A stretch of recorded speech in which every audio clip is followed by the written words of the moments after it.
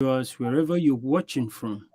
Welcome to another edition of today's program with Lower Niger Radio, your voice of liberty. Liberty is freedom. Freedom is self-determination, and my name is Donadoba Edo. And today with me in the studio, I have Stephen Ezaflokwe. Nice thank you to be so with you. thank you so much, Mr. Steve. And before we go into the topic of today, which the episode of today is stand up for your inalienable right. Stand up for your stand up for your inalienable right as a citizen of Nigeria or as an indigenous nationality of every territory you come from. Nigerians should stop feeding themselves with the carcass of these lies by whoever they think they are performing, they want to perform miracles as Jesus Christ did of waking up Lazarus from the dead back to life. Is it going to happen? It's not going to happen because Nigeria need to go through a rebirth because there are so many organs that are on top there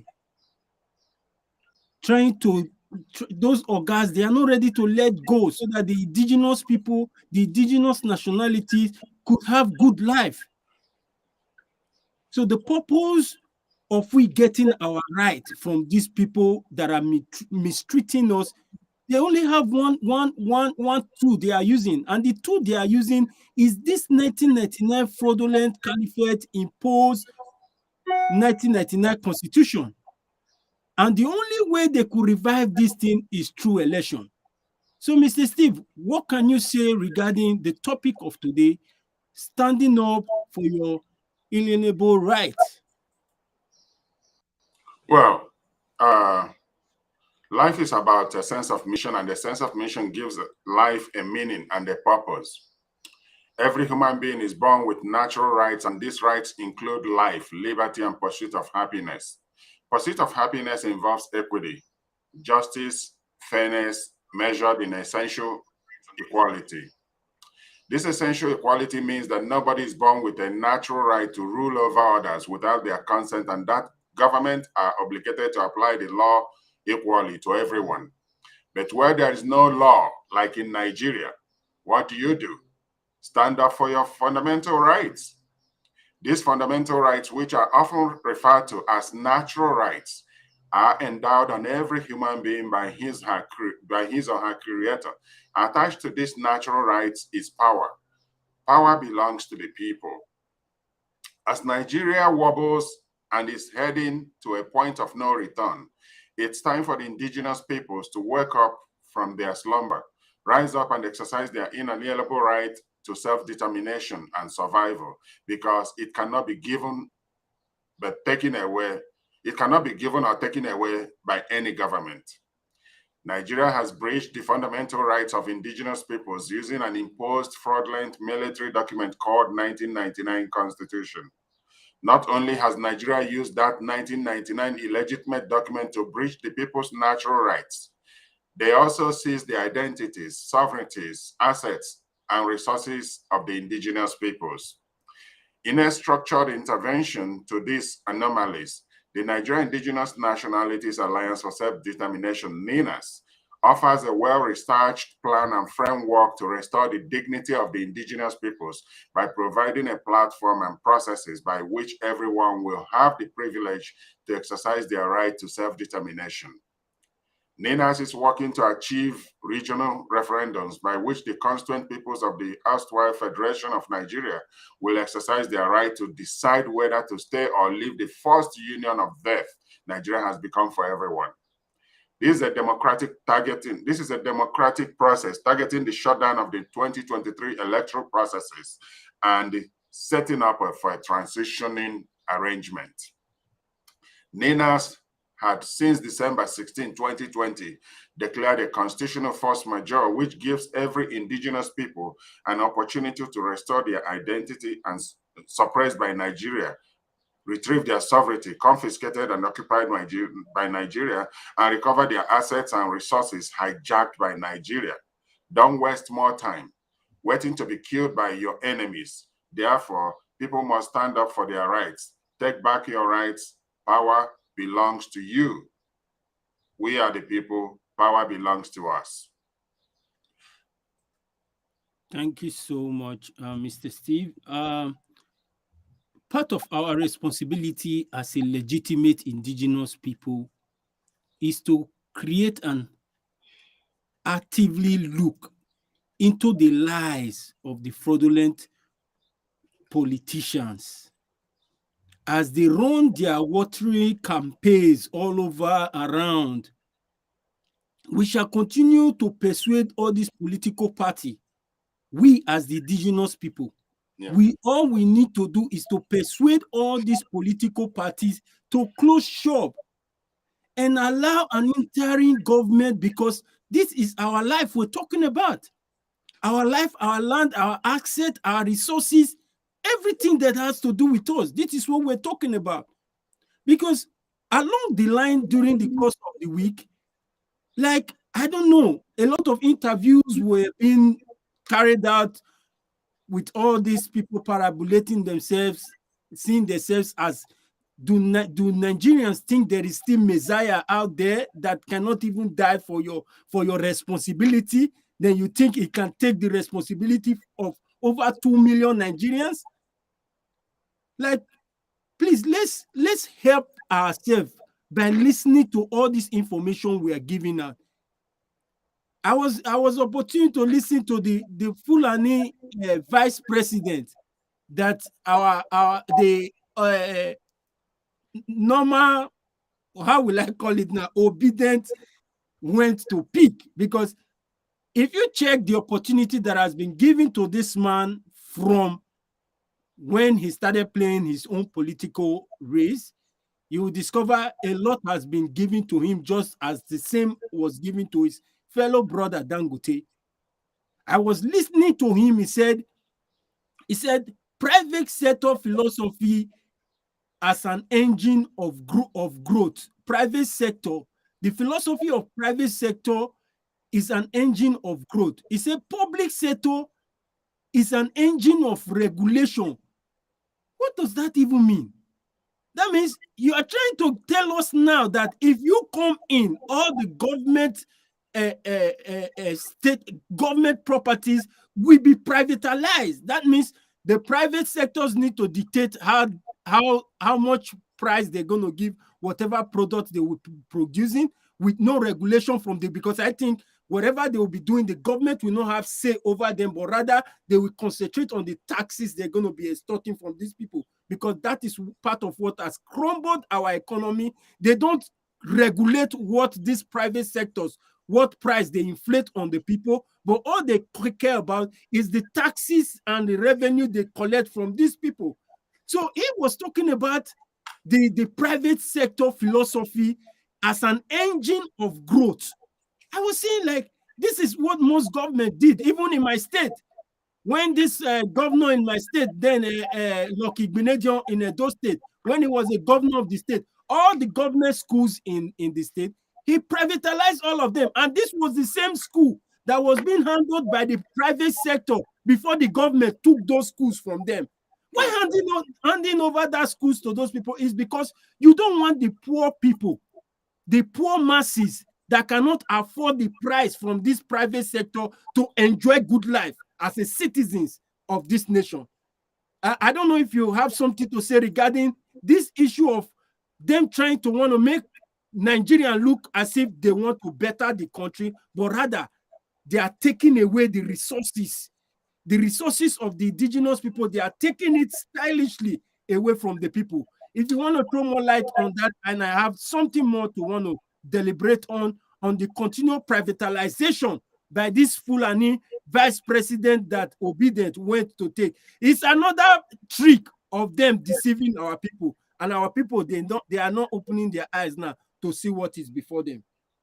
Thank you, Donald. You know, you can say that Nigeria is where anything goes, and each individual comes around, gives their own opinion, their own ideas as to what their intentions are, and nobody is interrogating them on who they are. where they are coming from, their background, their past contribution, their present ideas, their future intentions with regards to the country.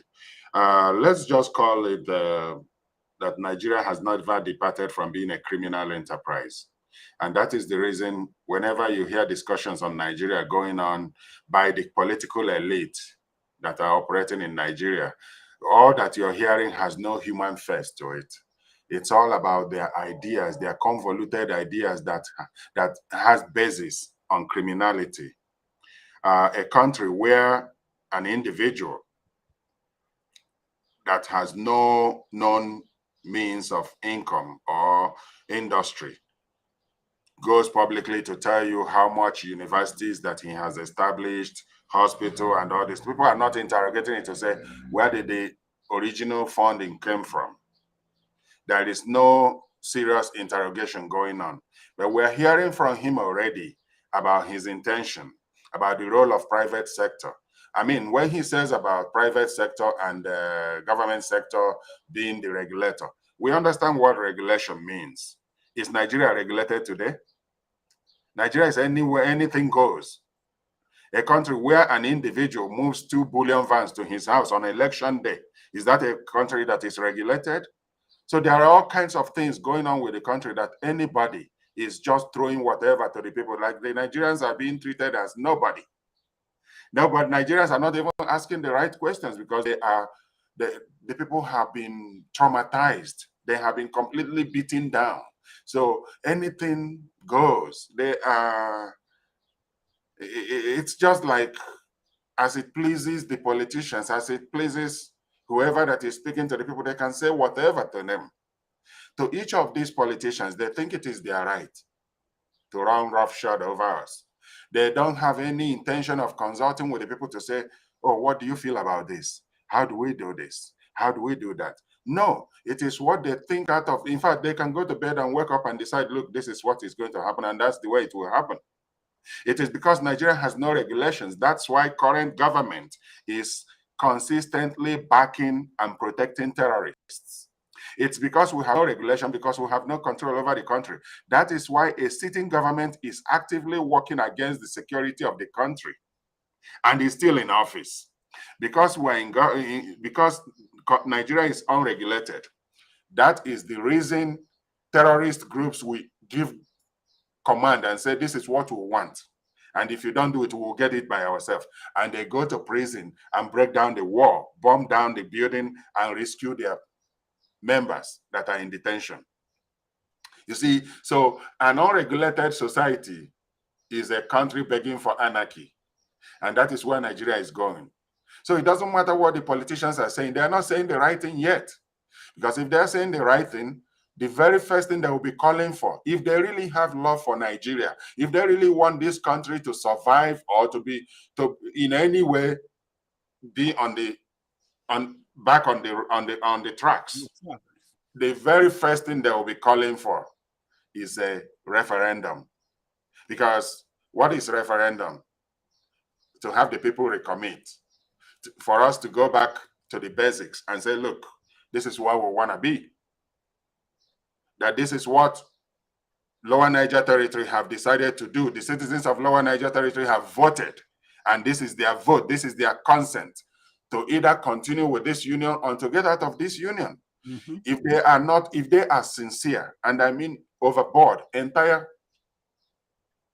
list of politicians angling, agitating to rule us, if they are honest, if they are sincere, the very first question to address is the unity of the country.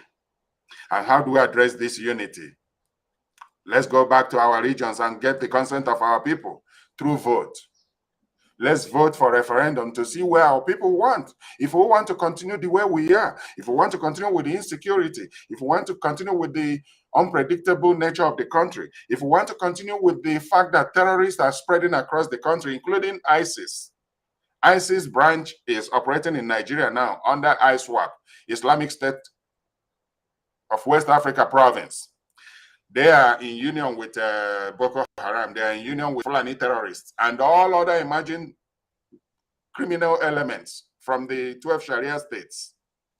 We're talking about a country that is broken, and somebody is telling us about government and private sector. On what ground would they be operating when we don't have a constitution that binds us, that unites us?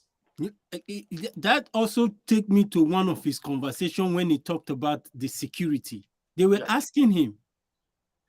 He said, I don't want to talk about that now. It's a very delicate issue. Yeah. I said, I laughed within myself. I said, you cannot talk about delicate problem that Nigeria is going through. Yeah. What assurance are you not giving us that you are going to solve that problem?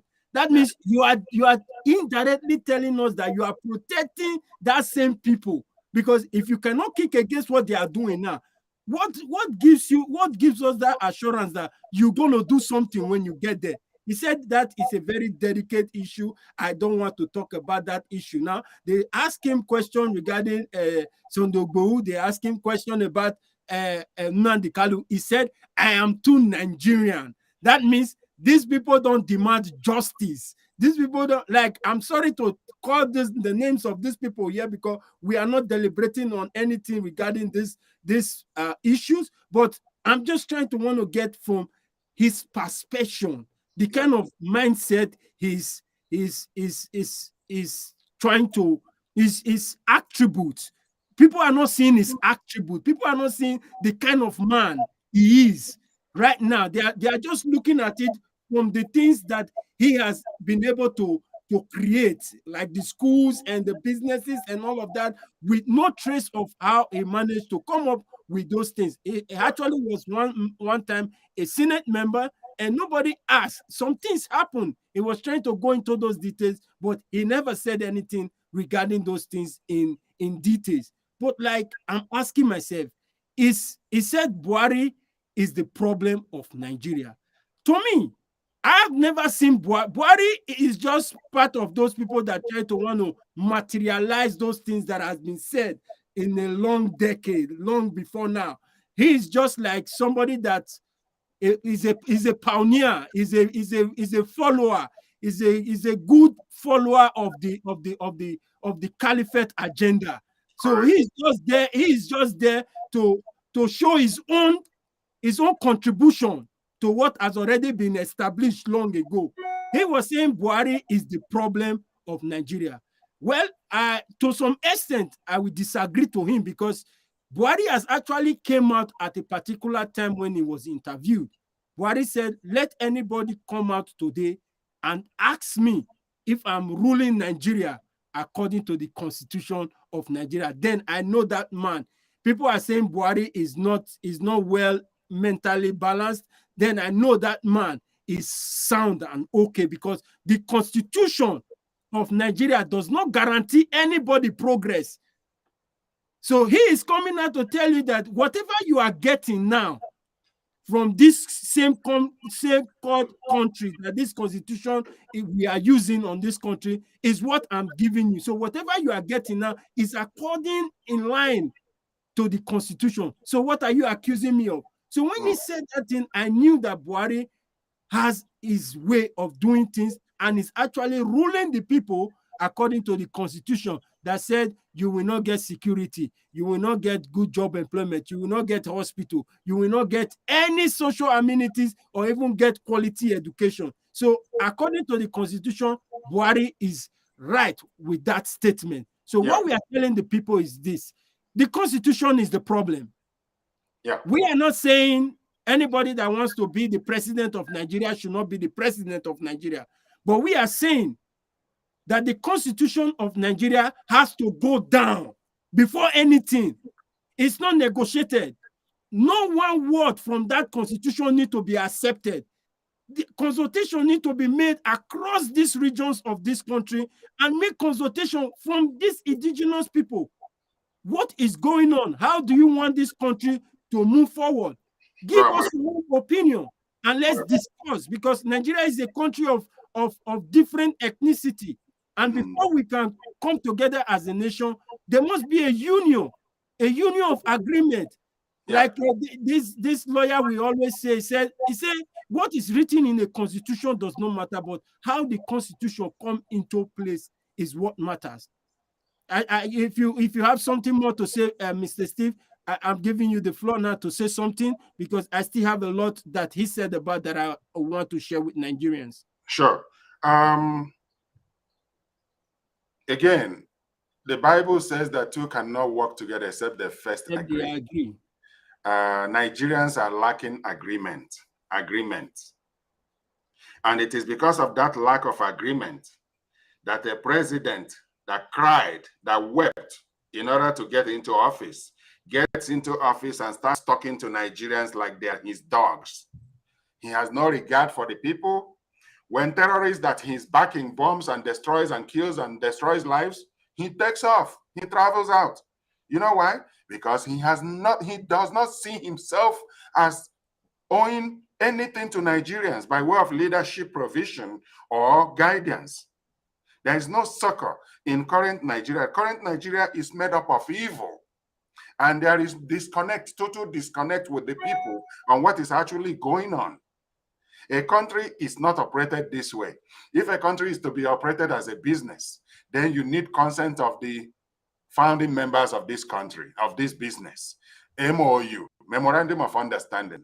People actually go through that document and say, yeah, this is what we agreed upon. Or, yeah, this is the percentage where we assigned ourselves in this country, on this business. You own 25%, I own 10%, I own 15%, you own 20%. Now, this is not going on in Nigeria. We are seeing a unitary system that actually throws up a devil as a ruler who has no milk of human kindness in him. A man who thinks that he's doing Nigerians favor, who's supposed to be hired by Nigerians. He's supposed to be servant to Nigerians, but he became the emperor, the king. He sends soldiers and police to kill people extrajudicially. People that could be arrested and detained or given formal trial. They kill them and dump their body in the bush or set it on fire or bury them in mass graves, even in military barracks. Now, these things have been going on, and Nigerians are quiet because they don't know what to do. The only thing we can only point to Nigerians is this: the source of all your sorrow, the source of all your pain, the source of your hunger, the source of your insecurity, the source of your lack of energy, power, electricity, which can lead to industrialization. Remember that Nigeria is kept down today by the minders of the country because they don't want this country to move forward. Rather, they will set people up against each other using religion and tribal divisions as a weapon to keep people divided while they rob the country. So this thing is ongoing from the state to the federal. Everything that you are seeing has no feeling, no touch with the people. It's to destroy the people, and if you make any noise, they will either kill you instantly or you'll be disappeared. So this is not a country. Nigeria is a crime scene.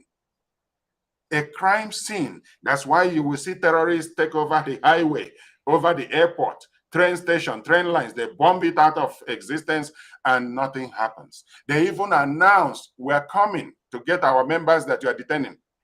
And the government removed soldiers that were put around the prison to watch the prison. They removed them 24 hours before the terrorist strike. That really struck me. Well, my brother, this is what is going on. The activities of all the terrorist groups are being directed out of Asharok. The current government is the grandfather of terrorists in Nigeria. Muhammadu Buhari was appointed by Boko Haram while Jonathan was president, and he was initiating conversation meeting with them to find out where out of the quagmire that was going on. Muhammadu Buhari was nominated. But my concern now is, how do these Nigerians think all these things can just, one person can just come from one side and just say all these things can just go down in a minute? I'm just going to take down the boat, because nobody has actually have the privilege to ask our obedient Peter Obi this question. How are you going to ensure the Boko Haram to be eradicated? Because if you say you don't want to use that question now to scare him, that means you are not giving him the ability to prepare, because immediately he resumed office, work has started. Well, Donald, I earlier said that Nigerians are not interrogating the people that are presenting themselves to them. Nigerians are not asking the right questions. Nigerians are too scared to engage in serious exchange that will expose that which is covered. Nigerians are looking for quick fix. They don't want to carry anybody. They don't want to do nothing, next to nothing. They just want to walk through this passage, bam, change happen. Change does not happen out of vacuum. You have to have an organized, a planned change. And the church in Nigeria has helped to weaken Nigerians. The Christian church today in Nigeria, with the owners of those churchpreneurs, they have become the major reason why Christians are the weakest link in Nigeria today. You get what I mean? It is because the church has lost its flavor. That is why Bola Ahmed Tinubu can conveniently go and pick up Shetima. Excuse me, Shetima. Remember Shetima's conversation with the former governor of Ogun State at the election of Muhammadu Buhari? Yeah. Remember that audio conversation that was, I believe it's about 19 minutes or over 20 minutes recording. Remember everything that Shetima said in that audio has been accomplished by Muhammadu Buhari. Mm-hmm. And so for anyone that is out there doubting the content of that audio that has trended many times over in the last 7 years, I want you to cast your mind back and remember the content of that audio, what Shetima said there to Benga. I believe the governor's name, I don't remember his name, but this conversation was held a day or two after Muhammadu Buhari, after Jonathan considered the election. I want to assure you that nothing has changed. Nothing has changed. The Christian leaders in Nigeria has only helped to weaken their flocks, their members. They have rendered them like cheaply to the political elite. And Bola Ahmed Tinubu, playing the Islamic script, projects himself as the husband to a Christian woman. Remember, you as a Muslim man is free to marry a Christian woman. But a Christian man is not at liberty to marry a Muslim woman. That is for sure. Because they believe that is a conversion on its own. And so all the games that is playing out, our people need to wake up to what is cooking. Know that those terrorists that took over train line and bombed it out of existence took away abducted some of the passengers and got paid handsomely, over 800 million naira for few passengers. And those who have attacked Nigerian Defense Academy, the prison, the airport, they're not looking back. Their focus, their target is to encircle Nigeria and take Nigeria away from the original indigenous peoples. They are doing it in Benue State. They are doing it in Plateau State, Nasarawa, Adamawa, Ondo, Anambra, Enugu, Ebonyi, everywhere, Edo State, everywhere, all the forests are being occupied by this imported terrorist by the current government of Major General Muhammadu Buhari.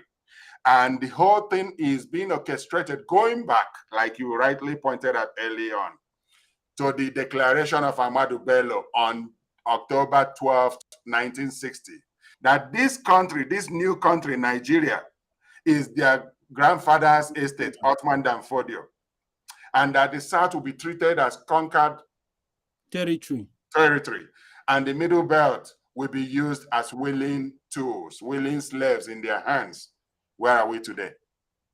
Isn't it happening? Is it not happening? We don't have state police. You cannot have your security guaranteed. You cannot secure your place. You cannot provide nothing, not the road, not electricity, not housing. There is no stability. In fact, what current government did upon assumption of office was to collect guns from all Southerners. They made sure that Southerners lost their gun licenses. And we began to see Fulani terrorists pretending to be cowmen or holding AK-47 and AK-49. Yes. In our farms, in our villages, everywhere. And so anybody that is telling Nigerians that there is hope in rescuing this country as is a joke. It's a joker. It's a liar.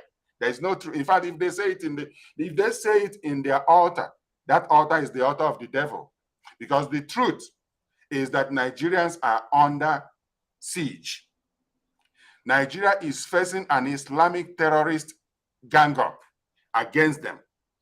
And these terrorist groups are getting funding from Saudi Arabia-based charities. Their plan is to convert Nigeria to Islamic State. What they failed to do in northern Syria and northern Iraq is what they want to accomplish in Nigeria. And by the time they are done with killing Nigerians and subduing them, then they will arrange themselves and start launching out to Europe and North America. And so those who think it's normal, it's okay, it doesn't matter, it's an African problem, or those people with their tribal issues and everything. And by this, I'm speaking to the Western world. Their lack of care, their lack of concern, their lack of connection as to what is going on in Nigeria will overwhelm them. When Saudi Arabia turned out to be the country that produced 16 of the 19 hijackers, US haven't addressed that issue till today. Instead, they are still a friend of Saudi. They are still doing business with them. Our human rights situation does not mean nothing to the rest of the world. But I tell them, when they finish dealing with us, they will come after them. And so, if we are to take care of this problem today, the right thing to do with Nigeria is to initiate the process of interim government. Have Muhammad Buhari charged for crimes against state, because this guy is working against the security of Nigeria. He's working against the continued progress of the indigenous nationalities. He is willing to bring in foreigners to take over the country that put him in office. I mean, there can be no greater enemy. There can be no greater anti-state operator, unlike this president and the government that he's heading. How can you be in government and you go to Egypt to announce that the borders of the country will be thrown open, that people will be coming in and they'll be given visa on arrival? We know who they are. The southern borders were closed when this was done, but the northern borders were left open. While they blocked the southern borders from having any traffic, any movement, any operation, the north was open. We saw videos of things being smuggled into the country. We saw people, terrorists, driving into the country with arms. It is not new. This whole thing is orchestrated. It is designed to subdue Nigerians and to render them beasts of no nation. It is to make sure that Nigerians are weakened to the point that defeating them is just so simple. Yeah. Yeah. Thank you so much, Mr. Steve. Please, viewers, if you're watching this program and you're looking for a means to get hold of the Nigeria Indigenous Nationality Alliance for Self-Determination, here is the website displaying on the screen. Visit www.ninasvoice.org. There's a lot of information there. And if you're a viewer and you're watching this program and you want to contribute to this program, please, I will indulge you guys to quickly call the number that is displaying on screen, or you can write it down and you can call us on +1 407 204 1236. That's the phone number you can get to reach us on this program live, and we'll put your conversation for our viewers to hear so we can hear your contribution on our today's topic. And also, we'll be going for a short commercial now. And when we come back from that commercial, we'll be throwing more light on today's topic, on the opinion on what we could do, on the things we can go about to ensure that we get our inalienable right as an indigenous citizens of Nigeria. Stay tuned. Before we go on break, can I make a correction here? While I was speaking on Shetima's phone conversation with Ibikunle Amosu, I couldn't remember his name right away. His name is Ibikunle Amosu. He had a phone conversation that was audio recorded and was trending for a long time. Go through that audio and you will find out where we are today. Everything that was said there has been done by current government. So it wasn't something that was done in a vacuum. It was planned. Everything is planned and is getting executed. In addition to that, we want Nigerians to know that whatever is happening today to the indigenous people of Nigerians are not something that just come like a mirage. No, it is a plan.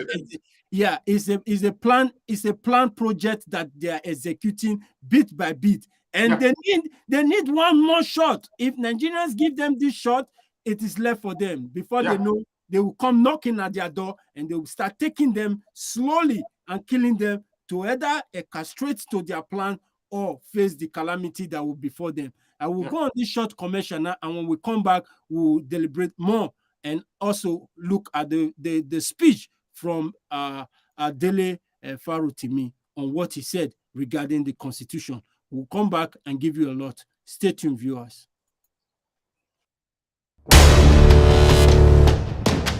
Nigeria, as defined by the 1999 Constitution, has become a criminal enterprise.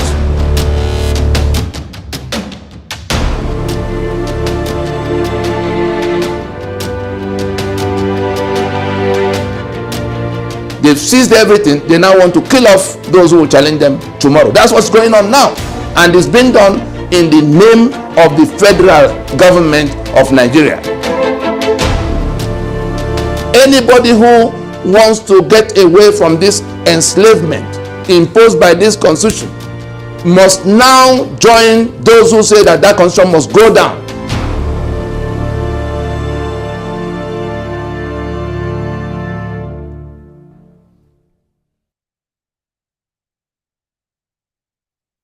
Thank you so much, viewers, for staying tuned.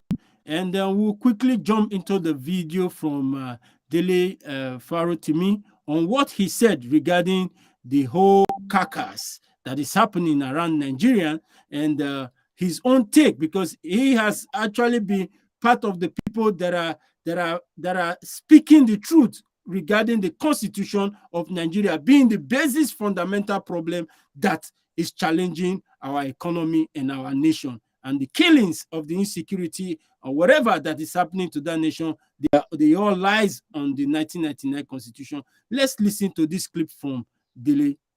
Winning crash, which you often refer to them. Use the same or deploy the same public perception as a leather weapon in 2015. You see, for me, my disappointment is more with the people who would be willing to embrace the delusional lies of the possibility of anything changing or improving if either Tinubu or his twin brother Atiku or Etiku should become the president. They are actually twin horsemen of the apocalypse. They are not different. They are the same. The ruling class has done us a wonderful favor. They've produced one candidate. Just as the two parties have become one, at least demonstrably so, they've also produced a single candidate. You can actually produce an identity kit that fits both. Both are criminal in nature and intent. Both have public records of extreme avarice and stealing. Both are integrity challenged. The difference is that we don't know the true name, age, and parentage of one. The other one at least has a credible story as to his provenance in the public space. So what you are actually saying, you are looking at two dogs. One is a mongrel, the other is an Alsatian, but they are both dogs. So it's not like they are presented as the species the same. So it is up to Nigerians to look beyond those two. Because frankly speaking, you notice that I haven't spent much time on Atiku. Because there's really nothing to say about him. He has sufficiently introduced himself. Obasanjo has done a fantastic job of defining him. So we already know him. But because of his ownership of a lot of press levers, the purchase of the intellectual kaku makers, you find that he's not properly interrogated, and people are dancing around the issues when they are talking about him because they've all fed from his table. Feeding from his table has meant that a lot of illusions have been allowed to travel undispelled for too long. So when you are dealing with Tinubu, you are dealing with the falsehood of stories of the success story that Lagos is. What success story, for heaven's sake? Now, let's also look beyond Atiku. Clearly, you agree. I read one of your recent tweets where you actually talked about the only plan he has is corruption. What about Peter Obi? Peter Obi has actually garnered so much in terms of followership, both social media. We're seeing the upsurge of the Southeasterners registering for voters. I mean, is Peter Obi a force to be reckoned with as far as this election is concerned? It is up to Peter Obi to decide whether he's going to be a force to be reckoned with or one to be ignored, frankly speaking. I've had several engagements with the obedient crew, and I've sought to make something clear to them. If ever a candidate was made for a season, it is Peter Obi. But it is up to Peter Obi to now decide whether he wants to become what he flatters to be. He flatters to become, but he isn't. And this is very simple. Peter Obi has spoken. I've heard him speak extensively to the need to restructure Nigeria, but I have not heard him place concrete plans and ideas on the table as regards the restructuring of Nigeria.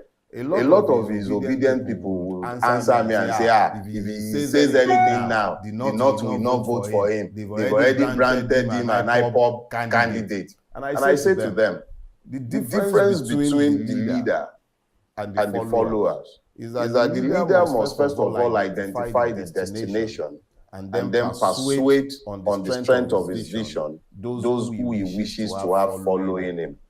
But there are times, and we are in one of those times in Nigeria now, where we're actually in a leadership recruitment exercise.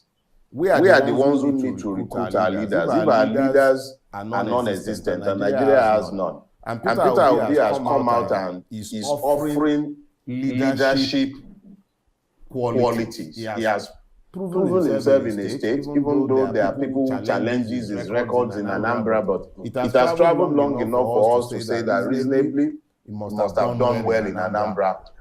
Now, if he has done well in Anambra and is coming to Nigeria, he must understand something.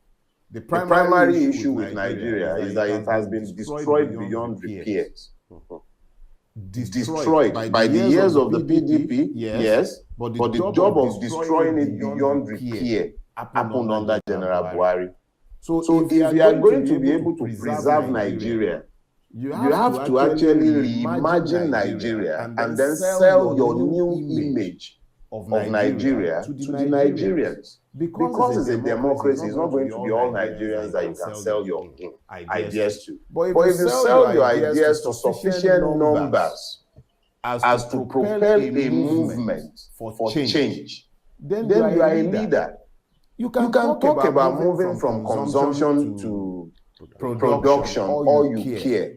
But if the structure of the country is not one that encourages production, because what it actually wants is to impoverish those who live in the space, how do you increase production? If he's not talking about restructuring now, and he is propelled into office on the basis of the illusions of Nigerians who are hoping that a Peter Obi presidency might change Nigeria, Would he be exercising the powers of a military dictator, or how does he intend to work with this skilled National Assembly? The only way Peter Obi wins is if he is able to galvanize a national movement. The only way he can galvanize that is to listen to the pains and yearnings of at least a majority in 4 out of 6 geopolitical zones in this country. We desire to see Nigerians freed from the shackles of this fraudulent constitution. Why is it impossible if he knows, and he should know, he's intelligent enough to know that the critical problem with Nigeria today are its evil governance structures, which are rooted in the 1999 fraud, Decree 24. Why is it impossible for him to galvanize us behind his own vision of the future that is rooted in restructuring? You can't change anything without restructuring Nigeria. It's not possible. So where is his vision for restructuring? Omoyele Sowore has one. We know exactly how many regions Nigeria would become if the AAC wins power. We know exactly what his views are on state police. Is on paper. Why is it so difficult to ask this of Mr. Peter Obi? But some of your critics might say, or actually says that if it's not, do you think the Muslims northerners will allow the constitution to be redesigned to remove their advantages? You see, this is the first thing that pains me when these questions are asked. What advantages? Whose advantages? The only persons that Nigeria currently advantages are the members of the ruling class. The people in Kankara, they are Fulanis. Zamfara is Fulani and Hausa almost equally divided. The northeast, the Boronus and the Boronus and the Fulanis, and then a lot of minorities. Who is enjoying Nigeria the way it is? Why are we afraid to confront our problems with ideas because the ideas will be unpopular? Why? They might be unpopular. Yes, explain it to them. Speak to people in relatable terms. Is it that the man in the northeast and the northwest does not want good life for themselves and their children? Do they understand how the structural lopsidedness of Nigeria makes it impossible to develop infrastructure? Do they understand that once upon a time, the same country that had only 4 regions now has 36 states and a federal capital, each of which has a governor, a state house of assembly? Once upon a time, there were more local governments in the southern, in fact, Yoruba land, the west, had more local government than the whole of northern Nigeria, because local governments were not the basis for sharing revenue. They were basis for locating development, and the western region was interested in urbanizing and developing its space.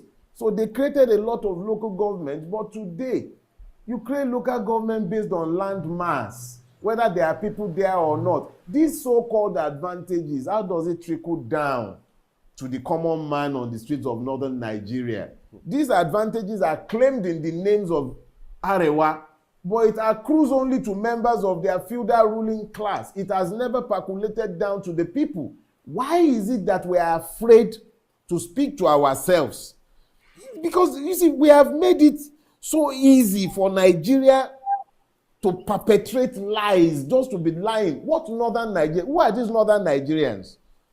Are the people of the plateau part of this northern Nigeria that does not want restructuring? The people in Bauchi, are they one of them as well? All those parts of Bauchi, the Tangali people, so they don't want this restructuring. The Jukuns in Taraba do not want this restructuring. Are they not in northern Nigeria as well? Who is northern Nigeria? Who are the northern? It is important that we dispel these myths by confronting the issues with truth.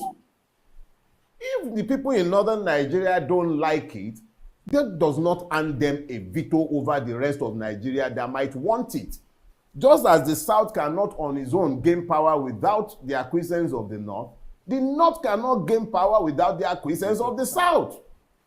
This is something, so at any point in time, we must all understand that the restructuring we are talking about is not meant to disadvantage anybody.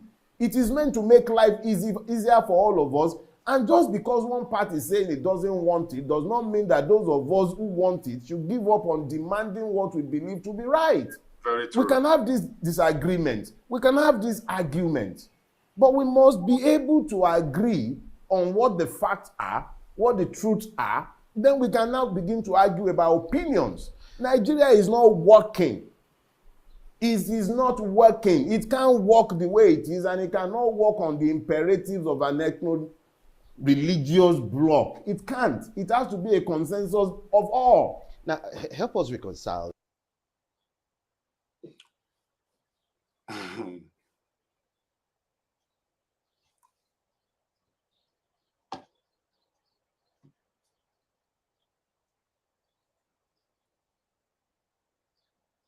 Unmute yourself. Unmute yourself.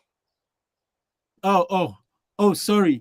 You can see me moving my hands, but my voice ain't coming out. Yes.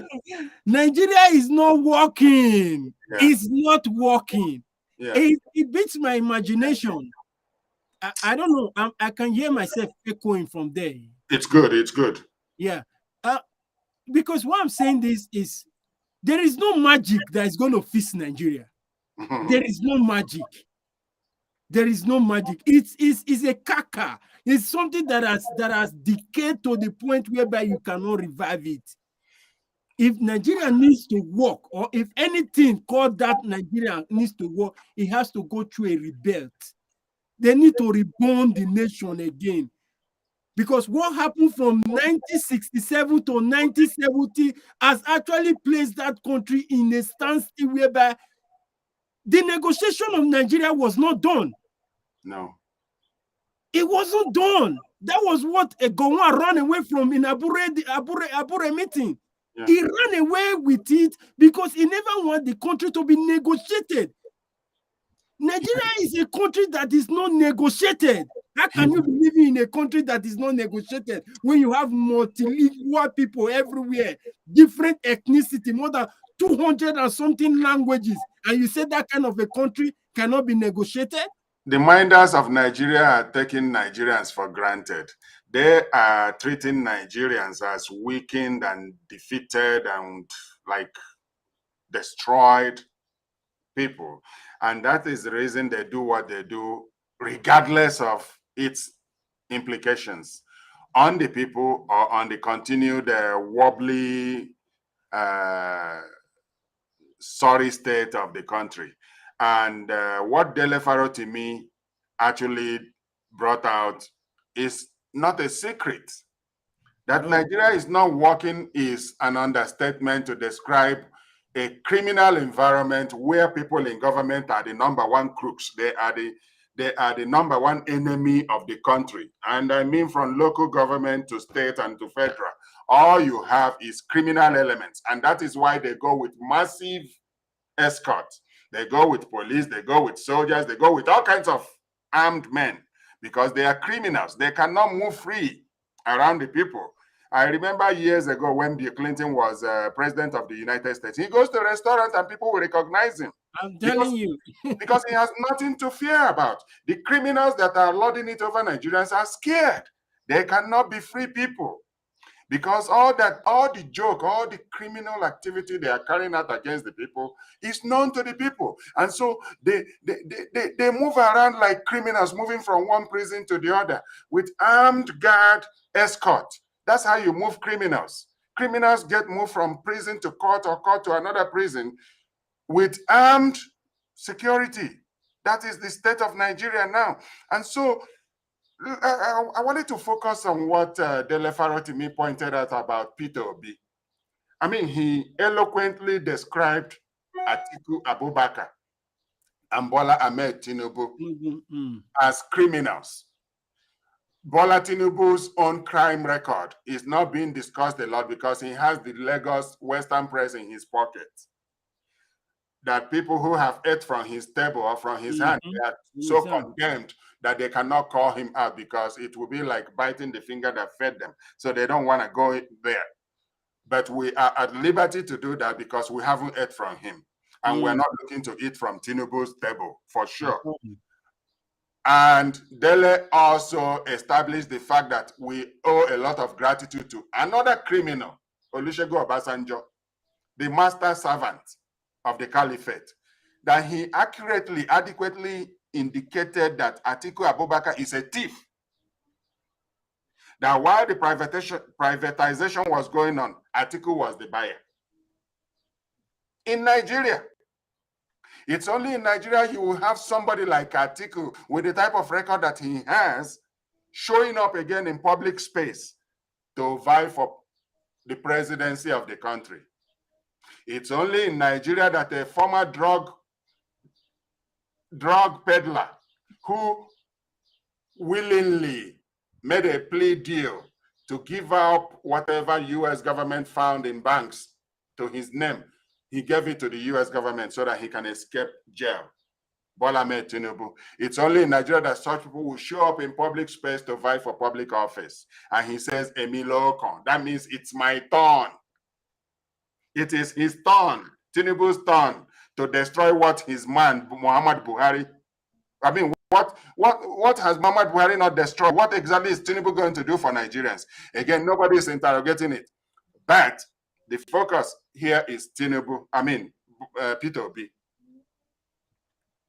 Peter Obi is going about speaking the right things. But how do we convert this right thing to the right channel, to channel the energy of the people, to make the right demand that we fix the foundation that is already destroyed? Or is Peter Obi going to build on a faulty foundation? What is the foundation? The 1999 Constitution is a damaged, it's a fraudulent document. That has decree 24 of the military. 1979 Decree 24 that became 1999 Constitution. Yeah.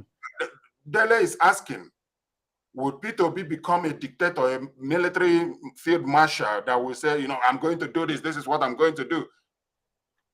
It will not happen. It can't even be a field marshal. Because the field marshals now are the Boko Haram and the terrorist group that they've all recruited into Nigerian military. Sorry to cut you short. They have, Nigeria is damaged. And when I say Nigeria is damaged, I'm talking about the infiltration of terrorists into the military. I'm talking about the repentance of known killers into the military system, into the police network. I'm talking about criminals stealing national resource and moving it into their private accounts in overseas-based banks. I'm talking about the Nigerian National Petroleum Corporation, whose chief minister is the president, Major General Muhammadu Buhari, have not made account for 5 months since the oil price shot up over $100 a barrel in the international market. Nigeria have not accounted for throughout the year, there has not been any accounting. Are we kidding ourselves? $110 a barrel, 3 million barrels a day. Calculate that and see how much that is being stolen out of the country. They go into the escrow account and move money into their private accounts. And you say that that country will have electricity, that it will have good road, that it will have security. They import criminals, arm them, in order to go and take over indigenous lands. The Fulani today are acting like they are kingmakers in Nigeria because they have been empowered. They are occupying all the strategic positions in order to use the government structures to beat down the people. And so Peter Obi needs to either lead the right movement to get Nigeria sorted out, or he's not started yet. Because the enemy is not joking. The enemy of Nigerians is whoever that is believing that there is salvation within the crooked, rogue 1999 Constitution. That Constitution will not do any good to Nigerians. And so the right thing for us to do is to go back to our regions and make new referendum vote to recommit or to get out of this whole mess that is called One Nigeria, because it's not working. I just wonder if he himself is not seeing the handwriting on the wall. It beats my imagination. Peter Obi is playing politics. Peter Obi knows the problem of Nigeria. He actually told us that the engine, that people, before this whole thing started, Peter Obi came out to tell us that different people have been contacting him, asking him, lobbying him to get involved. That he adequately, rightly described the Nigerian vehicle as having no brain box. Now, how can he be the driver to a vehicle without brain box? That means you are not going to move an inch. That vehicle is broken. For some reason, Peter Obi goes against his own words and throws his heart into the net. Obviously, he loves the country. But the right way to show his love for this country, especially the indigenous peoples, is to actually go after the Constitution, the basis of our union. The basis of our union does not exist. Our people repudiated the 1999 Constitution on December 16th, 2020, through the constitutional force majeure. And that's a significant move because it is representatives of Middle Belt, Lower Niger Territory, and Oduduwa that sealed it. Nigeria cannot escape this. There is a constitutional logjam that is facing Nigerians. Yeah, we're going to continue, sir. And so, if Peter Obi cannot enlighten his followers on what is actually the number one thing that needs to be done, deal with the Constitution. Let us insist on multi-regional referendum first before any further elections. If Peter Obi goes about building on this broken foundation, it will come down on all of us. And the calamity, the catastrophe will be big. The Islamists are not joking. The terrorists that are coming in through ISIS, through Boko Haram, Fulani terrorists, and other emerging terrorists in the Ariwa Sharia belt, the 12 Sharia belt, they are serious, and their mission is to subdue Nigerians. And so if we are to build on a solid foundation, the first thing that will happen is for us to go through multi-regional referendum. Let us go and ask the people of Oduduwa what they want. Let us go and ask Middle Belt, do they want to stay with their killers? Let us go to the Southeast and ask them, do they want to stay the way? Let us go to ask Lower Niger Territory, do we want to stay the way we are in the state of insecurity, in the confusion, in the backwardness, in the second-class status that we have found ourselves? Do we want to continue this way? If there is any honest leader, any honest politician in Nigeria, let them address this issue. And then we find out where we are, whether we're going left or right or back or forward. Currently, presently, all I'm seeing is lies and more deceptions. And this whole scale needs to come off the vision of our people so that people can see without any impediment in their vision. People are getting confused. People are not seeing what is going on. Well, Nigeria impoverished Nigerians in order to keep them down. Yeah. That is it. So people don't know their left from their right. But I tell them today, if you want to get out of the conundrum that is called One Nigeria, insist on multi-regional referendum. Once we get referendum in place, then a Peter Obi can become our president. And if we so wish, any other person can become the president of our country with the consent of our people. Let's cut off all this rigmarole, fix-ups that Nigeria is fixing. Like, this Nigeria is broken beyond recovery. It's not going to be fixed. The only thing that will work is for us to go and have new protocols to work with. That's the honest assessment of the situation.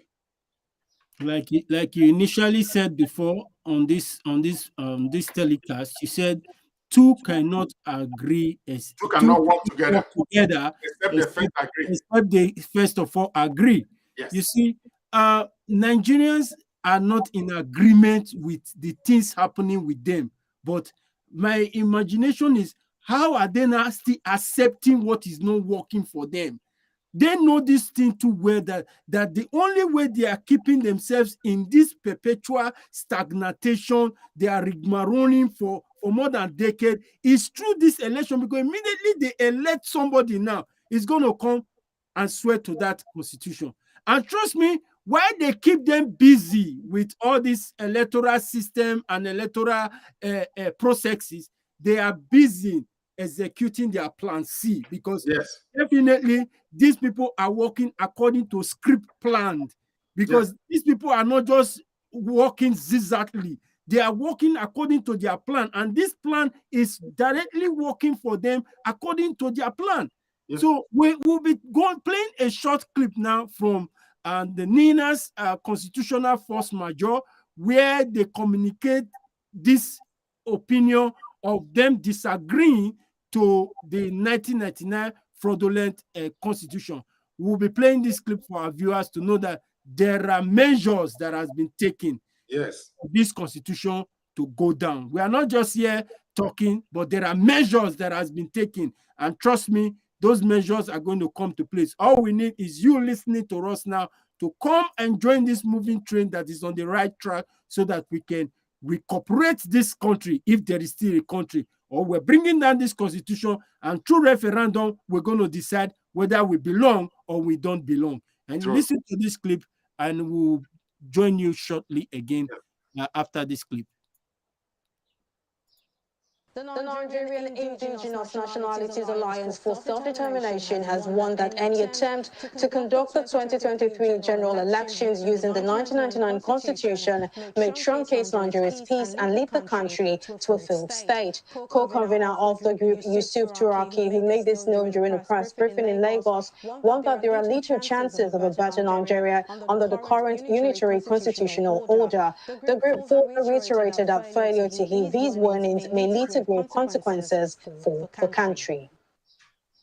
Let us remind ourselves that everything was currently lament in Nigeria flows from the 1999 Unitary Constitution, whether it is the killing going on everywhere in Nigeria, the general insecurity, the seizure of all economic access, including oil and gas, the ports and other maritime assets, solid minerals, including gold, the monumental corruption. Nothing will get better in Nigeria under the unitary constitutional order, no matter who gets to power. From the foregoing, it is clear that whoever genuinely seeks to extinguish the source of the woes and miseries of Nigeria and Nigerians must find a way to break this set cycle of periodic renewal of the life of the 1999 Constitution by way of elections.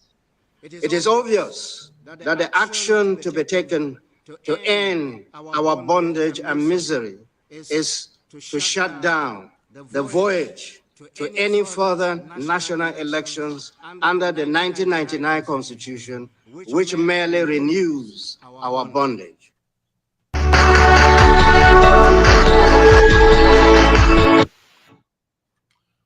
Like we all see, further arrangement has been made, and we are striving, we are moving. This constitution must go down. And I have one more word to say to our people, for them to understand that the basis of what we are emphasizing on is for the betterment, the increment, the good life, and the well-being of Nigerians. We are living across the country. We see how things work for other nations. We see how they are emerging on progress and stability. We want that same thing in our own land. That is why we are taking these measures we are taking now, to ensure that we bring this information to our people, to ensure they understand the basis of because this most times they say what you've not seen, maybe probably you've not walked towards that place. That's why. But we that have walked there, we've seen all these things, we understand how it works. We're giving you the basis of how things, all these nations that are emerging on progress and having success in their economy and all around is because of how they structure out their country. So that's why we're bringing it to the notice of Nigeria. Please, our people, we need to wake up. We cannot afford to be dancing to this dangerous drum. We cannot entertain this music that is playing. Please, we should not. I'm advising Nigerians. Anytime I come here, I always try to want to advise because I'm just like a vibrant youth there that should have been ignorantly by now be saying I'm obedient. If I was still in that same, because most of them now, ignorance is what is affecting them. Anybody you see now, they don't know the basis of what is underneath this whole campaign they are canvassing, because it's like you sponsoring who wants to kill you. You are helping them to carry out their propaganda and their agenda into fulfillment. That is what the citizens are doing. And it's so disheartening, it's so heartbroken that they've not opened their hearts. All what they are just doing now, they are just following the float because of the way they've been entrapped by poverty. How the government have stripped them naked from their rights and entitlement as citizens of the country. So they are emotionally break down and they are looking for something to quickly amend their emotional break. I don't know how to put it, but to be honest, I'm so disappointed that Nigerian youth at this time are not still enlightened with the political system of Nigeria and how to fix it. What we are facing is not a leadership. It is the constitution that is the problem. Yeah. All these people, leaders we are talking about, they are supposed to come and serve. They are supposed to come and serve according to the agreement union that is already made. Yeah. We are not wanting you to come and add. If that time reached to add, we know Nigeria has advanced to the level whereby, yes, it is time to add. But the time we are now is the time to prepare those basic things for we to start living a life, because there is no life in Nigeria. Sure. Please, Mr. Steve, I want you to say one or two more things as we call today's program a wrap. Yeah. It is mind-boggling, really, when you look at Nigeria and how it has destroyed, essentially, Nigerian life. I mean, if you take a walk on Nigerian street, you will see misery. You see misery written on the faces of Nigerians that you're coming into touch with and you're coming in contact with. People are confused. People don't know where to go. And that's why it makes our people vulnerable to getting brainwashed, because they are looking, you know, like somebody that is drowning. They're just looking for any lifeline out there they can grab to get out of the situation that is almost taking their life. So that's where our people are now. And in the honest wisdom of the leaders of NINAS, they looked at Nigeria. They looked at the situation. They look at the state of confusion into which the country is going through. And they narrowed down the whole problem of dysfunctional country, a country that is not working, no health, no financial aid, no stable business environment, no electricity, no security. I mean, look at the security situation across the country. They looked at everything that is going on and they narrowed it down to one thing: our operating manual, the Constitution, that it is defective. It's no good for anything than to throw into fire and consume it, because right at the preamble, it says, we the people, when we did not. Did you vote for referendum? We did not. We never had. Okay. So that's a criminal preamble right there. So everything else inside it is crime infested. It's loaded with criminal claims, rogue lies. And so how do we open the minds, the hearts and minds of our people to see reality? It is left to our people where they go from here. The truth is not covered. it has been laid bare, it has been exposed. The 1999 Constitution is from where all the problems that is destroying Nigeria flows out of. The insecurity, the genocide, everything. 1999 Constitution is the reason Benue State is being denied their allocation from the Nigerian Federation to this day, because the governor decided to protect his people. And the government of Major General Muhammadu Buhari denied him his allocation to the state. The 1999 Constitution is the reason we have unknown gunmen operating in the southeast, locking down that region that is bigger than many countries put together. The 1999 Constitution is the reason nobody is ready to die for Nigeria now, because Nigeria has lost patriotism. The criminals that are running Nigeria is happening because of the 1999 Constitution. Otherwise, we're in a situation where you have people who are supposed to be in jail or who are supposed to be shot dead ruling you.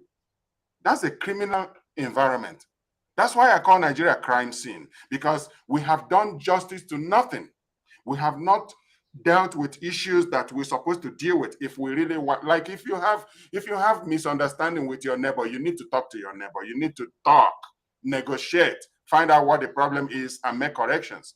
Nigeria have not dealt with any of the issues that is destroying the country.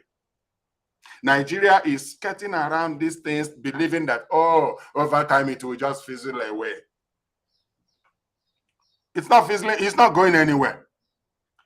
This constitutional issue, this constitutional logjam must be dealt with. Otherwise, there is no future for Nigeria. It doesn't matter whether you're obedient today, tomorrow you will become disobedient.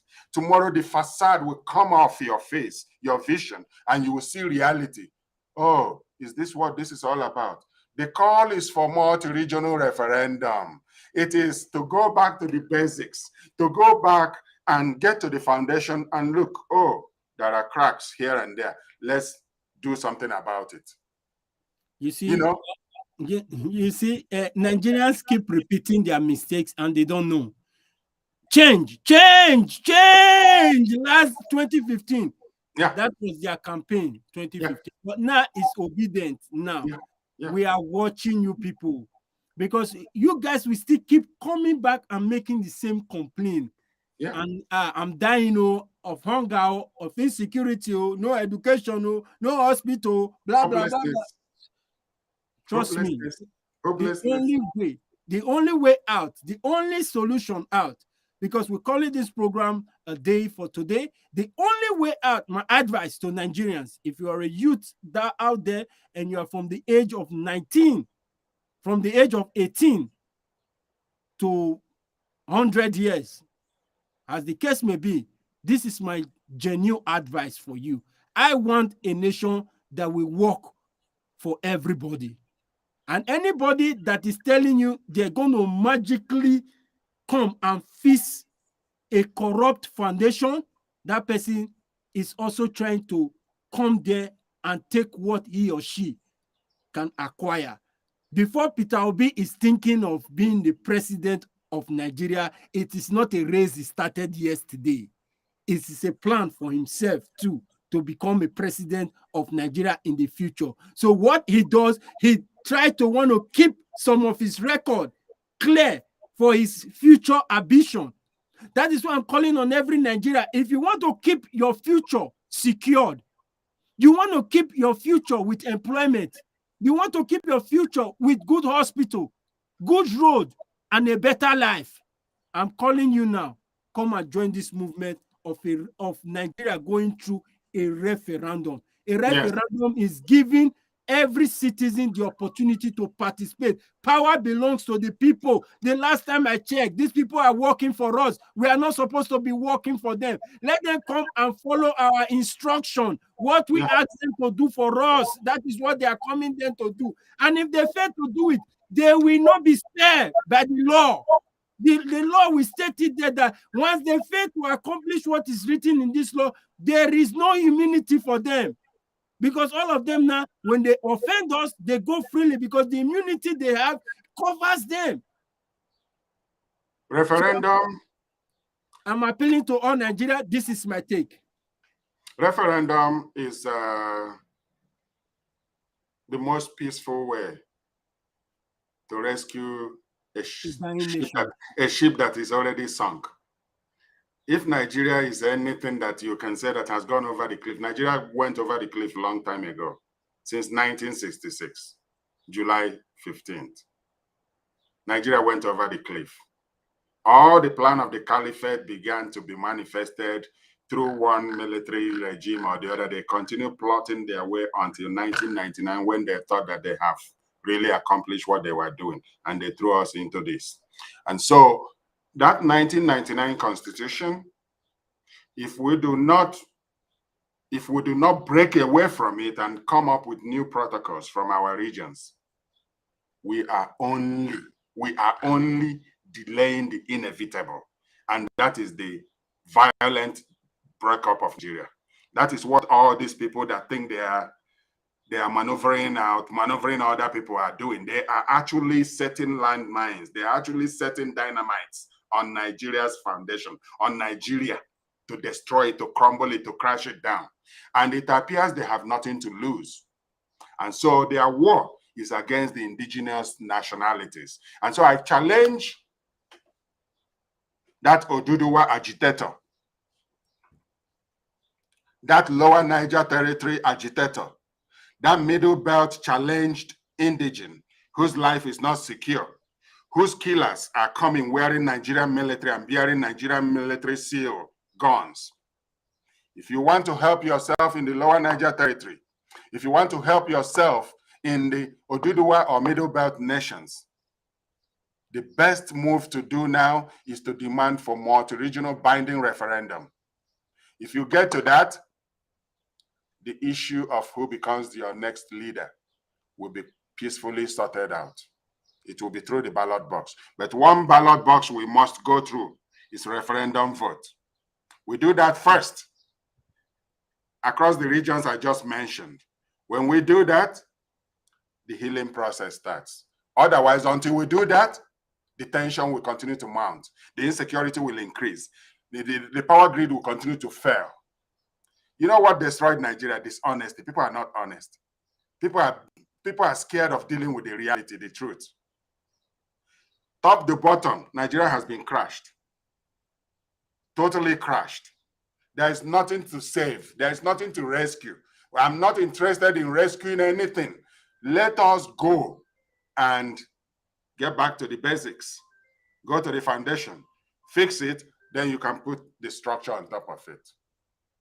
I hope our people get this message and stop dancing around this, skirting around this issue, because it's not going to go away. It's not going anywhere. If you want to restore the dignity of your citizenship, if you want to restore the pride of your nationality, if you want to go anywhere in the world and proudly say, I'm from this country, demand for referendum. It is current referendum that is tying your hand behind you. It is current referendum that is taking away your light. It is current referendum that is taking away your security, your finances. Nigerians supposed to be living like Saudi Arabians or Gulf, the Emirates. They are not mean people.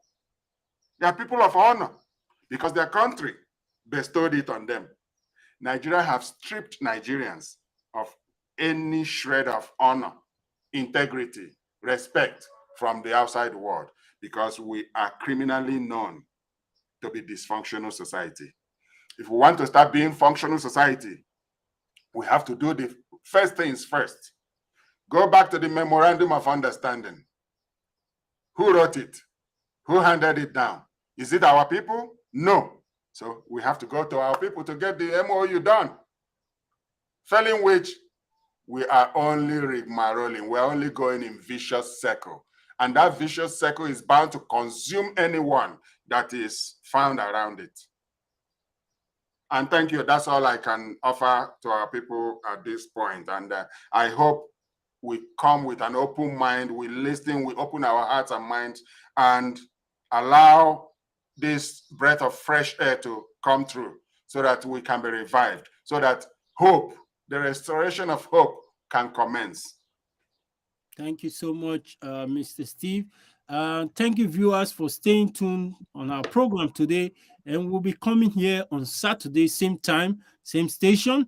And please, if you are following us, and kindly subscribe to our page and turn on the notification button so that you get a notification whenever we are coming here live.